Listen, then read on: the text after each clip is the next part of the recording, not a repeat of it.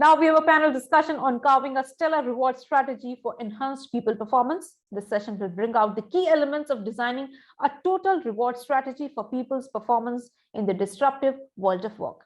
We will also discuss a comprehensive blueprint of total rewards that will enable organizations to achieve a competitive advantage. Let me invite Anandaru Ghosh, partner, Deloitte India; Lipika Verma, VP, Reward and P, Innovation and Thought Leadership, Total Rewards and Performance, Global Human Resources, Schneider Electric; Pratiti Bhaumik, Vice President and Global Head of Total Rewards, Virtusa; Bhaskar Tiwari, Global Head of Total Rewards, Freshworks; and Jasmine Taj, Editor, ETHR World International and Head Branded Content, Economic Times, to moderate the discussion.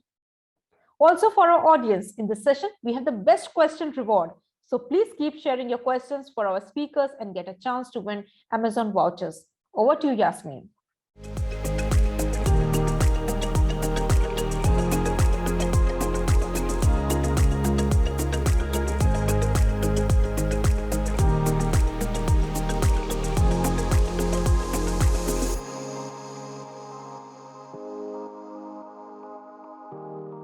Hello, everyone, and a very warm welcome to this exciting panel discussion on the topic, carving a stellar reward strategy for enhanced people performance. As organizations navigate performance management amid the COVID-19 crisis, a key part of their strategy needs to be focused on revising total rewards to reflect changes to both financial and non-financial incentives. Non-financial rewards are becoming increasingly significant as organizations seek to retain talent with flexibility in a post-COVID-19 workplace. And it's my pleasure to welcome all our speakers today in this session. And I'd like to begin the discussion right away by posing a question to all our speakers. And the first question to everyone would be, what has changed in total rewards since the pandemic struck? And Lipika, I'd like to come to you first to hear your views on what do you think has changed? What are some of the emerging trends you have encountered?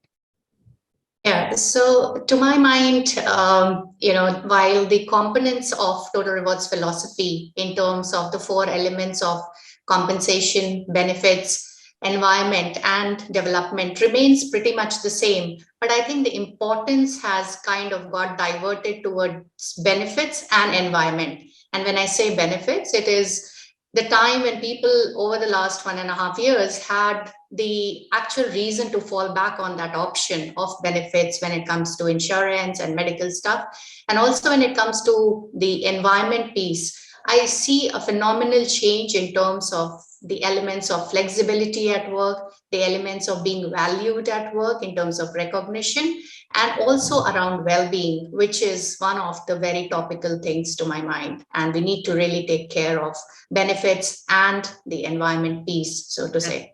Absolutely great thoughts there. Thank you so much for sharing. I totally agree with you. I think benefits has gained increasing importance in the past 2 years, especially non-financial, especially as you said, the environment really matters. Bhaskar, what are your thoughts on that? I'll probably echo what Lipika mentioned, but there's definitely an increased focus on wellness, mental wellness, to be specific, with everyone working remotely. There's a constant need to stay engaged with your teams. I'll say a lot more focus on communication. Managers, leaders need to stay connected irrespective, but you need to kind of strike a right balance as well, not to overdo it because everyone is on Zoom calls pretty much throughout. So I think wellness communication is one part of it. And then just the flexibility, and now with return to work happening, a little more around hybrid working environments. I think those are some of the top 3 or 4 things that I would say are top of my mind right now. I totally agree with you. I think, yes, we have moved on from just the perks and the benefits part to looking at how well-being overall can be taken care of when it comes to employees. So those are some great thoughts. Thank you so much. Pratiti, what are your thoughts on that? Any particular trends you've seen come up? Yes, absolutely. And I completely agree with both of our panel members. One of the things which really comes into my mind is the work-life integration. And especially during the lockdown time when people experienced working from home and they realized it for a few of them, it really worked well, but for many of them, it did not work well. And it did lead to a lot of mental health issues too. And especially the environment, especially the wave 2, the way it really happened, right? Especially in our country. Now, having said so, I think it is very important that we look at the well-being integration, or work-life integration, rather very, very carefully in whatever we want to carve out in future, because empathy needs to be there. I mean, employers have to show empathy towards the employee. That is something which has really come out very, very crucially. And if you are not really doing that, employees are free to move out somewhere. I mean, we are already seeing that in terms of the great attrition that is being reported now, and that is one big change in the philosophy and the thinking of the organizations as well as of the employees. And nothing. And for one thing that Lipika mentioned about the benefits. Now, when we go to hire from the market, earlier, certain people or certain generation or certain age group people, they never used to bother about what benefits you have. But now they're very, very conscious about it, whether it's term life insurances or whether it's even medical insurances, whether my parents will be covered or not. These are the questions which they ask upfront, right? After they negotiate about their cash compensation. I think that is a big change which has happened, and it is going to stay for a long time. I don't see that going back anymore. Yeah, I think that's a great point when you say that in this era of great resignation and great attrition, and there's a war for talent happening. I think organizations who can, create that cutting edge when it comes to their benefits and what they can offer to their employees. And obviously, the keyword here is flexibility. The keyword here is well-being. How are you taking care of employees compared to other competitors? So I think that's going to be a differentiator. So thanks for pointing that out, Pratiti. Andy, I'd like to come to you last. What are your thoughts on this? And I give a completely different, not to be provocative or anything, but just because I feel this as well. Yeah. I think what has fundamentally happened in the last 2 years is that a particular part of the population has earned a lot more money than they had done in the previous 20. A particular group of population, not the entire workforce, not the entire country for sure, but one particular or a couple of talent pools are making a lot more now than they did in the previous 5-7 years. That's one. Second, I agree on the point of benefits. I absolutely agree to the fact that benefits are becoming important. But I'd still say that in June, July of this year, immediately after wave 2, I was talking to companies, I was hoping, and even when we hire associates, I was hoping that the conversation, the decision to join or not join will be subject to benefits and so on. But the conversation fundamentally remained around pay.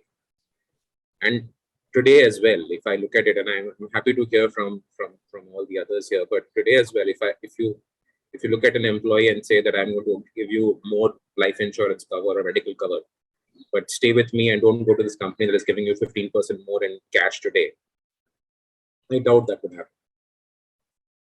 Mm-hmm. The awareness of the fact that people can make more money is, I think, way higher today than it was maybe 2 years ago. Now, that's an interesting point. I'd love to hear the thoughts and views of other panelists here, because you're working in this space directly. You're interacting with candidates on a daily basis with the existing talent pool as well. I think I do agree, yes, to a certain point, pay is paramount when it comes to choosing a job or sticking to a job. But let's hear more on how benefits and other kinds of rewards also kind of impact this decision for employees. So thank you for sharing that, Andy. Very interesting thought. I'll move on to my next question now. So how do employers create comp and bend programs that can help them attract the right talent, retain that talent, and engage that talent for now and in the future? Bhaskar, I'd like to come to you first on this, because you just had heard Andy give a different point of view. What are your thoughts? How do you keep your talent engaged? How do you retain them, attract them? Sure. And I must say, I agree with Andy in terms of comp being king, so to say, because the decision to take up a job, change roles, move from A to B may not really get impacted purely by benefits. Of course, you need to have the right comp to attract talent and retain talent. But over the last year or so, we have seen wellness and other benefits play a part for your existing set of employees, because they became, those benefits came in the forefront, so to say. But having said that, in the absence of right comp, those benefits may not be really able to engage your employees, attract them, and retain them. From a design point of view, the way we think is more around all four elements of compensation and benefits. I'll say total reward, be it base comp, bonuses, benefits, and equity programs. And specifically at Freshworks, I'll say we focus a lot more on equity programs. Of course, all the other elements being where they need to be aggressively positioning ourselves to the market. But as you know, we've been a startup. We recently became a public company, and we have leveraged our equity programs across the board, both pre-IPO as well as we continue to do that.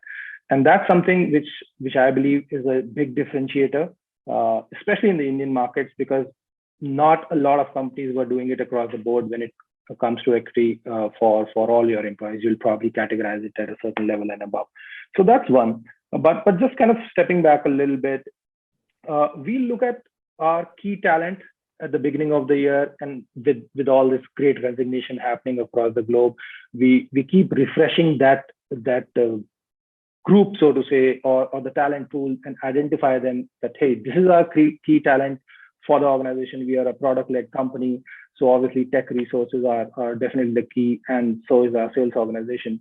So identifying your key talent, investing in them right at the outset when it comes to hiring them, so which means positioning yourselves aggressively in the market, and then over time keep engaging with them on comp with respect to, let's say, key talent retentions, joining bonuses, retention bonuses. And at the end of the year, of course, we do our performance-based pay increases, which is clearly like a driving force for enhanced performance, because higher the performance, higher the rewards, and so on and so forth. So I think those are some of the elements we leverage. It's an entire life cycle, so to say. So it's not like you can hire someone with a higher comp and then that's the end of it. You have to constantly keep engaging with them. Like I said, identify what your talent pool is, and then keep investing in them. And lastly, in the recent times, we've seen a lot of tailored benefits or tailored comp structures, so to say, especially at middle and senior management levels, where it's not one size fits all. It's not your standard fixed and variable ratios, not the standard equity program. So you'll have to tailor it to identify again your specific group of people that you want to invest in, and offer them what works for them instead of just looking at one size fits all. Thanks, Bhaskar. Some great points there. I do agree that you have to kind of design your comp and ben strategy in a way which has all these components included. And it starts, as you said, it has to cover the entire employee life cycle, whether it's about attracting them, then retaining them, engaging them in the process. And you have to take care of employees in every stage. You cannot just think that one stage can work for you. And the comp itself is not enough to keep people engaged and stay with you. And it has to be a great combination. So thanks for sharing that. Lipika, your thoughts on this? How are you looking towards, attracting and retaining and engaging with your talent? Yeah. So I think from an attraction standpoint, Jasmine, it's pretty much around a combined thing that potential employees look at. So it is a combination of comp, benefits, and everything. But once they join the organization, a lot depends on the kind of role that they are getting, the kind of career development they are getting, the kind of learning that they are getting out of different roles that they do. How is the overall culture? How are they even valued in the organization? How many times the person is getting recognized? What kind of conversations the managers are having with the individuals? And when I say this, it has become pretty much more important over the last 1.5 years, because the deeper the conversations are, the more informal the relationship is with the manager and with the peers. That has helped in kind of keeping the people motivated and engaged within the organization, and their emotional and rational commitment to the company is very high. Now, as Bhaskar was pointing out, I think it really depends on which life stage the person is in. So for a newcomer into an organization, or especially young employees across any company, compensation is very important, because that's the time they are building a lot of things. But as you move forward, I think somewhere the elements of total rewards changes for that individual. And it's more around how much are they learning in the job, how much are they, kind of getting visibility in the role, how much Are they satisfied with the quality of work? How much thinking are they doing in the work? And as you progress in the organization, all these things start becoming very important. So while there are these components of total rewards philosophy, but I think depending on the life stage of the individual, depending on what really motivates that individual, and how's the culture in the company, along with the communication aspect, along with the leadership transparency, along with authenticity which exists in the company, is actually a driver for a lot of people, I would say. That's a very interesting point. I think, as you said, that it totally depends on the life stage an employee is coming to you at. If he's joining you, just, a compensation matters the most when he's joining you. But after that, it's their career journey, it's their growth patterns. I think the benefits, the overall, growth that they see with working with a particular organization that helps them stick on and stay motivated. One question I had, if anybody would like to take it up, related to this, we're talking rewards here. How much has recognition played a part in the past 2 years specifically? Has that helped in retaining, attracting, retaining talent, especially in these times? Any thoughts on that? Anyone here? I can take a stab at it, and feel free to add. I think recognition, I wouldn't say it will directly impact the recognition. Recognition will directly impact your retention, but definitely increases your engagement levels, right? So, and that's one of the elements which will increase your engagement level with employee. And then there are others, like Lipika mentioned, great job, good manager, great working environment, comp, and so on. But recognition, again, now in the recent times, has become more talked about, more prominent. Managers are taking an effort to recognize, because everyone understands the work-life challenges that everyone is facing, so on. Hence, it is again a little more prominent than what it was a couple of years ago. And like I said, it is one of the elements which is adding to your engagement scores, and somewhere indirectly impacting your retention. Good. So it's not just a good to have strategy. I think it does impact engagement to a great level. Thanks for sharing that, Bhaskar.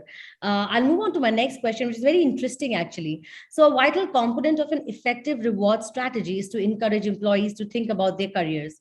And leaders are helping employees shift roles within a company, even if that does not involve a promotion, to keep them engaged. Any views on this strategy? Andy, I'd like to come to you first, because I'm sure you have a different view on this. Do you think this is working for organizations today?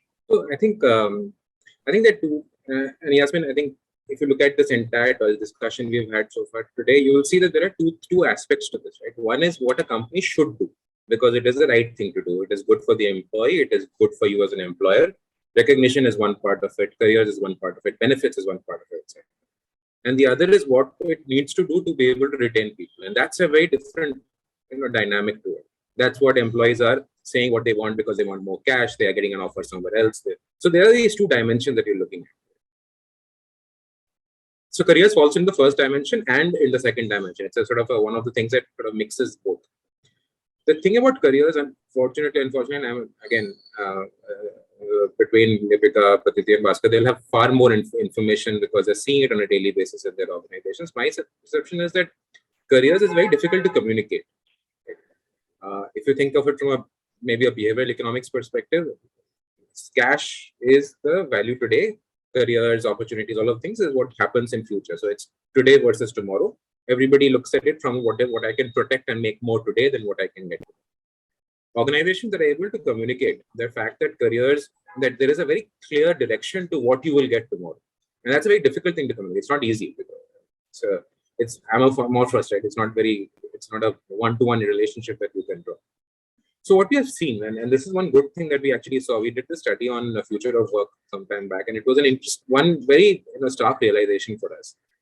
And this is more technology companies, by the way. There's a lot of self-directed career growth that companies have developed platforms for. So it's not just saying that I want you to have self-directed growth, but here is a tool which can tell you that if you got ABC skills, you can potentially go here. If you got DEF skills, you can go there. And so it's a very, like, the employee can see what's going to happen to their career and know exactly what is to be done to be able to get there. And that, at least I hadn't seen 5-6 years back. And I think happened in the last 2-3 years as this whole thing about careers became more important as individual and particular technology, because capability development has become a very big part of it for technology companies, and they needed to do this whole skill development roadmap for employees. I think that's where it is a benefit. Like, I'm sorry, not a benefit. I think that's where it really added value to employees, where I'm able to see very directly what I should do to be able to get to work, and not just from a theoretical standpoint to say that be a better manager and you will be a better leader in the future and so on and so forth. Very pointed stuff. When you are able to do that, then careers actually have an implication. Otherwise, it's a very difficult thing to communicate. Yeah, I agree with you. I think it's important to show that direction, create that career journey for them. And as you said, it's not easy, but if organizations make an effort to do so, I think that's going to impact, how employees perceive you as an organization, as somebody who's taking care of you and your career. So that's important. Bhaskar, your thoughts on that? How have you seen this? Is this strategy something that's working now? So I'll say career progression needs to be in the right spirit. It should not be a substitute for promotions. It should not be just a pseudo movement and employee perceiving it as a promotion. It should genuinely be adding some value to both the organization and the employee, of course. And this again is not something that because of the last couple of years there's a need for talent retention, hence companies are doing it. Companies have been trying to do this in the past, that hey, there are only so many levels, employees expect some growth, and we'll just do some movement, but it kind of appears like a promotion, but it generally is not. I think career progression needs to have two aspects. One is, what is the employee adding to their own portfolio, their learning, their profile, and does it help them reach the stage that they want to? Andy made a good point that, hey, you need to see a career path in front of you, and if you do those ABCs, you will reach the aspired level that you want to achieve.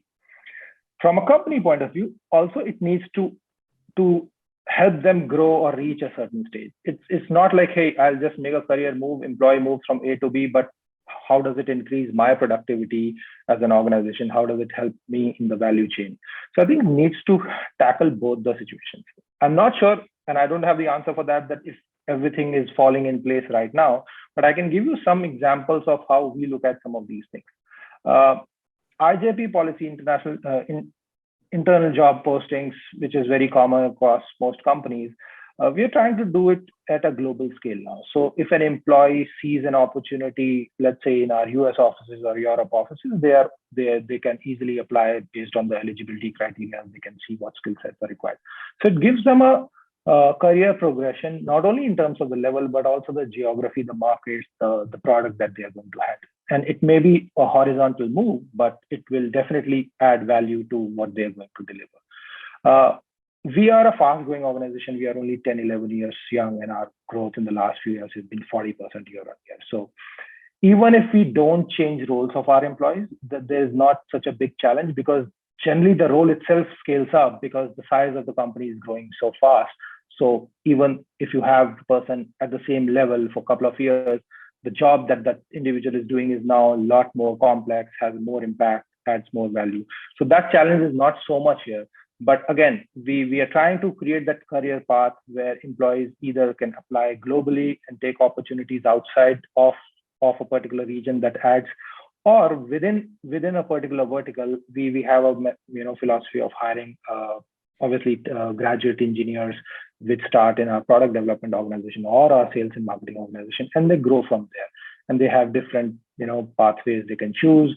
Or BDR can go into either inside sales roles or get into field sales and so on and so forth, based on, again, either one, their aspirations, and two, what are they bringing to the table, what are their strengths and weaknesses, and accordingly pursue that. What we are also working on is creating a very formalized framework of career path where you can visibly see that, hey, this is where I want to be, this is what it takes.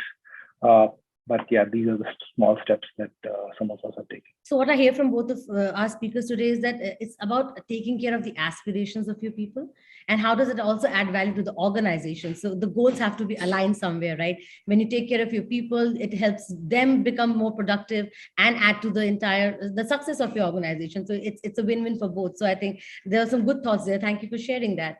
Pratiti, I'll come to you next now.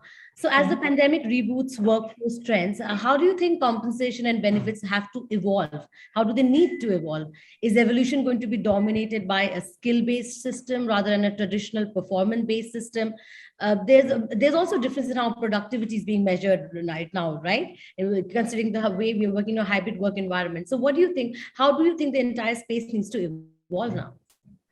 So if I just go back a little bit, if we look at the key disruptions which are there, which are prevalent in the market today, and if I broadly categorize them into three buckets.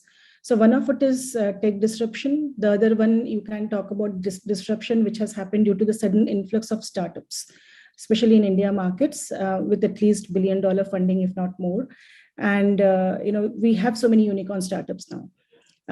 The last but not the least is the lifestyle disruption, and I think that is to do with the pandemic. Now, tech disruption was there even before pandemic hit us, and I think that is where the career progression and upskilling or cross-skilling, something which was already people were pondering about, and hence, Andy, as you mentioned, that it's been there for past 2-3 years, that where many of these organizations have these tools where they can go and very clearly that employee can see their career growth path, that if I have ABCD skills, what are the rest 3 skills that I can have or I can acquire, and I can move up the ladder or increase my skill base. Now, having said so, in today's market, if you see, we are tackling with 3 different kind of disruptions. One is tech, one is the sudden influx of startups, which is really skewing the market from the compensation point of view. And again, I agree with Andy's point, where he said that if compensation is high, benefits doesn't count. Yes, that is true. And finally, the lifestyle disruption, or the work-life integration that everybody nowadays are looking at. Now, again, going back to basics, any total reward strategy in my mind have 5 components, while we mostly talk about 4 components. And those, I think, are compensation, benefits, of course, the performance recognition part of it, career development, work-life integration, and in today's world, all these 5 components needs to be encompassed with the flexibility. So we need to have flexibility in the way we offer our compensation, the way the benefits are being done or are being offered. And of course, one size doesn't fit all, so it needs to be customized. So a comprehensive, also we need to understand that a comprehensive blueprint of total rewards is about balancing all these components and tying it with organization's belief, the compensation philosophy, and of course, the profitability of the company too. And we cannot ignore that, right? Now coming to the performance part of it, your second part of the question, performance in my mind, I really strongly feel that should be both real-time as well as consolidated performance for a period. And as we know, today's generation, whether we talk about millennial generation or we talk about the Gen Z generation, instant gratification has become a game changer for them. So short-term rewards can be linked with real-time performance, while mid-term rewards like your annual bonus plans or your half-yearly bonus plans, whatever, those can be linked with a consolidated performance for a period. And now, of course, companies need to look at long-term rewards like RSUs and SARs, because as Bharat mentioned, and very rightly so, equity compensation is playing a huge role. More so because there are so many unicorn startups who are able to give these kind of stocks, whether it's in forms of RSUs or SARs or phantom stocks.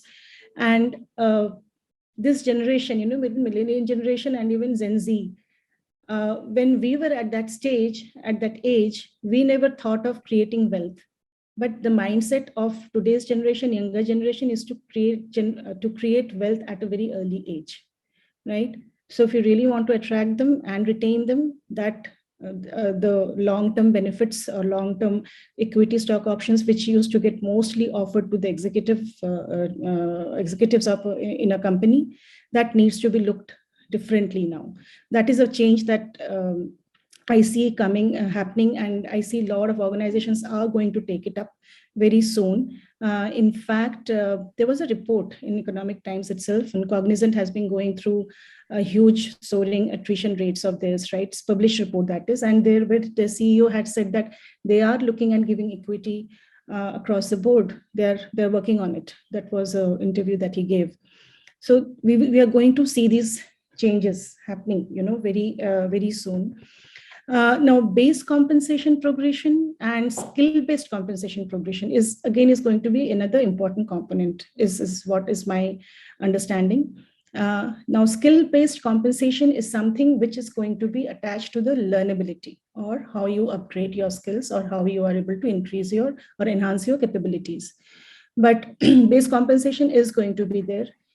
Individuals today, whether when we are trying to hire them as well as when we are trying to retain them, they are also looking at how my comp is going to progress in next 4 to 5 years. So that has to do with their base compensation, that has to do with their skill-based compensation, and the questions which we get nowadays that, okay, fine, I'm going to upgrade myself. I'm going to have this ABCD skills. These are, hot digital market skills, what we have. So if I'm acquiring this, how my compensation is going to also progress along with it. So promotion, which was used to be earlier being really considered to be a career progression, it's definitely that is not career progression. It is just a vertical movement or hierarchical movement. But now the questions are not to do with what am I called from designation point of view, but what is my role going to be, how enriched my role is going to be, and how if I have so many skills that I have acquired, how you will be able to use me or bill me, or use my capabilities, as how much are you going to pay. So these are the 3-4 basic questions which are being asked.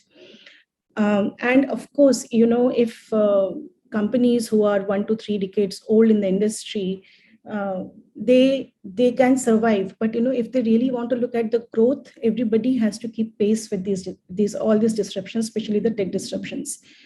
I will come back to the other component, which is the benefits. Now, pandemic has definitely shaken up the ways benefits is looked at, and I think I touched upon it while answering your first question also, Jasmine, that a good medical insurance is something people are asking for now. And also term life insurances. I think these 2 insurances are really they really want a good insurance, but definitely it's not a showstopper, because if somebody is getting a high compensation paid, they can always go and buy good insurances for themselves. So, however, there are a few legacy companies who offer excellent benefit packages, and that is where, when we do a benchmark of benefits with our industry, we see a lot of this startups and even existing organizations who has been there in the industry for at least 1 or 2 decades. They're also looking at revamping their benefits. Like, I will just take an example of Microsoft. This data is also available on public domain. They don't offer life insurance or term life insurances only for their employees, right? They offer it for the spouses also. And I think this is something is what a lot of companies might start adopting in the future, and that is to do more with the work-life integration and calling it your family or taking care of your family also. So I think that we might see something like that also happening. So I will close now. But however, in summary, there are 2-3 things that we need to, 3-4 key elements that I want to touch upon. Yeah. Instant gratification. So distribute your rewards based on real-time performance and reward your employees on the spot. Link your annual or half-yearly bonuses, whatever are there, with consolidated performance. And please mind, we have to really be very careful. Differential payout for performance is going to stay here. Pay for performance, we have been talking about that at an individual level. If your performance is well, you get paid more. But let's not forget that if company's performance is well, then also the individual needs to be paid more. So if we say today, okay, your earning potential is up to 120%, we have to also say that your earning potential will be more if company is doing more. So it need not be capped to any 120% or 130%. It can be as much more company has done. Sure. Right. And finally, the pay for capabilities and not just for performance was another part of your question. Upskilling and cross-skilling, is going to be the key in enhancing capability or skill quotient in any organization. But is it really going to be, are we going to really see a complete transformation or domination of skill-based approach at the moment? I don't think so. Sure. I think it will continue to be hybrid, where performance and skill both are going to play important role in deciding the compensation of an individual. Great. Thanks, Pradeep. Very detailed, very well thought through points you put across. I think this is how the entire comp and ben and the total reward space is going to evolve, and companies need to make sure they touch each point, as you said, from instant gratification to flexibility to capability building to, and ensuring people that if the company grows, they grow as well. I think a combination of all of this is what will make an ideal comp and ben and a total reward strategy. So thank you so much for sharing that. Yeah. On that note, I've actually come to the last question of my discussion, and I'd like to come to Lipika first, but also would like to hear thoughts from Andy and Bhaskar to add on to this. In this post-pandemic, in this post-pandemic world of work, how can we refine our assessment of employees' work and rewards so that it is fair and equitable to them? And what should be the key components of the new stellar framework that leaders should adopt? So Lipika, I'd like to come to you first, and then hear Andy and Bhaskar also on that. Sure. So I think Pratiti has covered quite a lot in detail, so I'm not going to repeat some of the aspects that she's covered. But a couple of things that really comes to my mind, which is gaining a lot of importance. It has been important, but I think more and more companies are doing it today, is around the pay equity, which means that, it needs to be gender agnostic, and we really have to put in a lot of consistent effort, not only to really bridge the gap in terms of pay, in terms of gender. However, even when we are hiring people, making sure that we hire at the right compensation and we don't have that gap existing from a gender-based standpoint. So that's one. The second element, Jasmine, which is becoming very, very important, and especially in the context of rewards, is we keep speaking about white-collared employees at large.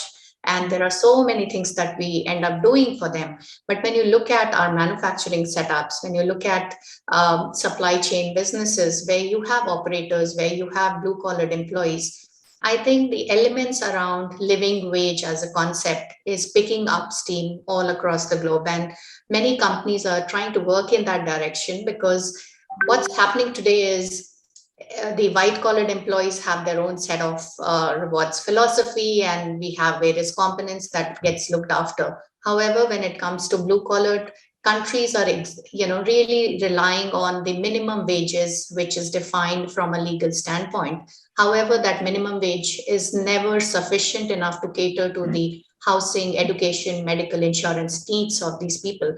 And therefore, there is always going to be this huge gap which is existing in terms of the salaries of white-collared versus blue-collared employees. And in the larger scheme of things, where we are talking about bridging the gap in the society, when we are talking about being more empathetic, being more humane towards entire employee population of ours, are we doing something from a living wage standpoint? Are we just not paying them minimum wages, but something which would cater to education of the kids, housing, sanitation, medical facility, and things like that? And therefore, even at a UN level, at a UN Global Compact level, there are companies which are really calling for action for other organizations to start thinking in the direction of living wage, and how do we make that something meaningful for the entire community at large. So I think the focus should not only be on white collar, it has to be much more on the larger population, on the manufacturing setup. And especially over the last 1.5 years, we've seen how much struggle there has been for making sure that the plants run and produce everything that we needed to manage our supply chain. So what are those elements where we can bridge that gap, where we can make population much more equitable and make sure that all the benefits that we are getting as white collar is in some ways or form given to even our manufacturing set of employees. So that's a larger call. And I think all the organizations should start working in that direction to make sure they get paid the living wage overall. I think that's a great thought. I think it's something that really touches my heart. I think it's very important to take care of your blue collar workforce in the same way and make them equitable, as you said. It's not about giving equal opportunities, but giving equity to them. What are their needs, understanding those and catering to those in those forms. So thanks for sharing that. And pay equity, obviously, very important, very talked about. A lot of companies are doing a great job at it already, and we're hoping it'll get better with time. So thanks, Lipika. Great points. Any thoughts on that, Anand? Andy, Bhaskar, would you like to add to that? No, I think Lipika has completely hit the nail on the head. I think Yes. if you look at it also, right, there is across the four of us on this panel with you. Yes. Lipika has a manufacturing setup that she also sees, so she has that orientation. Bhaskar and Prakriti are looking at it more from a perspective of technology, so they have there's another orientation. Let me just two things, like, because again, Lipika mentioned this UN thing point. You had asked this question in the beginning about what's changed. I think one of the things that has changed and ought to change a bit more is this whole focus on ESG as an outcome. Now, ESG as an outcome is something that everybody's talked about from an executive compensation perspective. You have to put ESG metrics in your CEO scorecard, etc. All of that is there. But frankly speaking, if you don't cascade it through the whole of the organization, just the CEO having an ESG metric on a scorecard will make very little difference. I mean, it should, but it might not make as much of a difference as otherwise. So that's one thing I think will have a larger role to play. And I think to a large extent within organizations such as technology and others that they represent, I think you'll also find that a lot of the younger population will align themselves to that goal. I mean, they will see value in that goal. So that's one thing. The second thing I feel is that, and again, one group, like the Lipika said, one group that needs to be addressed a bit more in our conversation is the blue collar group. There's another group which we don't talk about. If you think about all our conversation, largely revolves around people who are in their 20s and 30s. There is a 49-year-old, 52-year-old who is not a CXO, but who has done 20 years in their organization. Yeah. Pretty much that group nobody looks at. That group really values health, values life, values retirement, is scared of retirement. They don't work in government because they don't have their pension, they don't have their the usual stuff, healthcare after retirement, etc., that they would have otherwise had. Currently, there are ways that were not available 2 years ago, 3 years ago, in which you could have rewarded them for life beyond retirement. Now there are increasingly there are different ways in which you can create retirement pools for people who have served. Now, I'm not saying everybody should get it. It's expensive for the organization. Many organizations are trying to wind those down, etc. But I think we need to look at that pool as well. This is a pool that has worked very hard for their entire lives. They've actually taken our country, our companies to where it is today in some form or manner. How do we ensure that their retirement and their last 5-6 years of their career is in a particular format? I think, again, that's another very interesting point. I think, yes, a lot of people tend to ignore that, but very important to take care of your, again, age groups, different generations at work. How are you catering to them in terms of rewards, benefits, everything? I think it's very important for organizations to focus on each one of this. Any concluding thoughts from you, Bhaskar? I'd love to hear that. Yeah. Yes, so I think a couple of things. Definitely, we need to have our reward structures, reward plans, which not only address the employee's current life stage, but also the post-employment life stage or post-exit from the organization life stage. Because, of course, you don't want your employees to leave, but that's the reality that we live in, that yes, there will be churn. And how can you ensure that employees realize the potential that you have offered them and come back? Rehire is the reality again. So again, the comp plans, the structures that one needs to look at is, of course, like I said, equity plans, which work with you post your employment in the organization as well.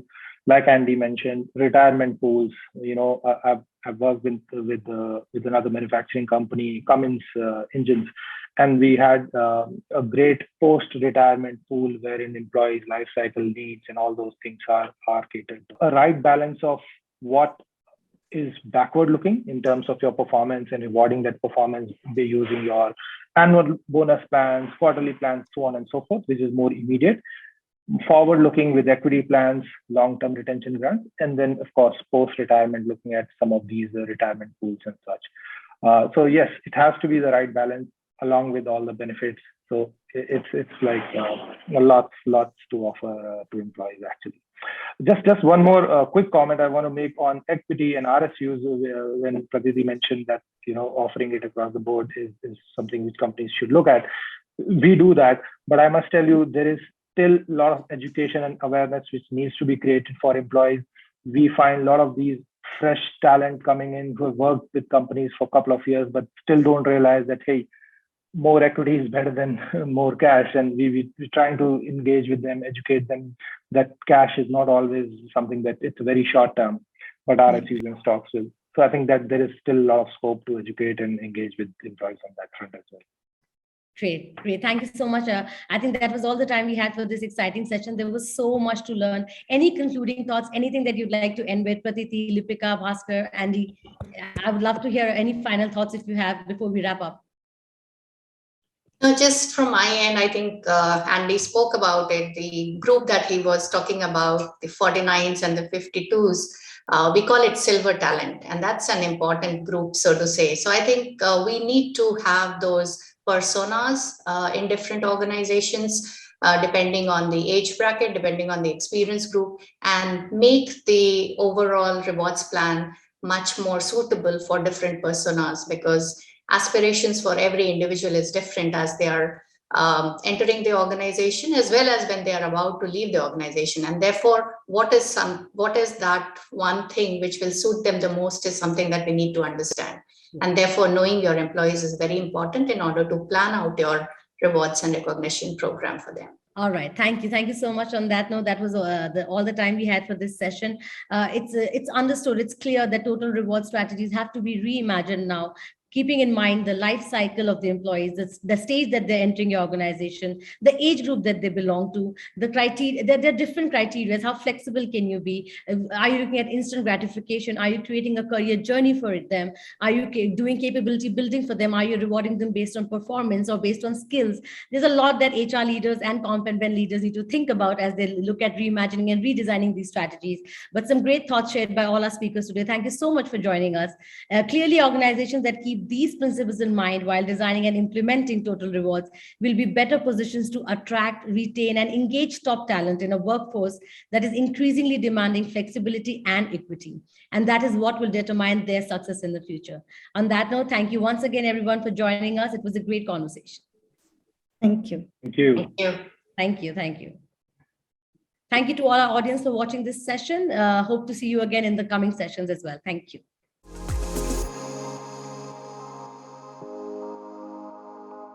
Thank you, everyone, for putting very valid points. Truly a learning experience for all of us. Let's proceed further and explore more.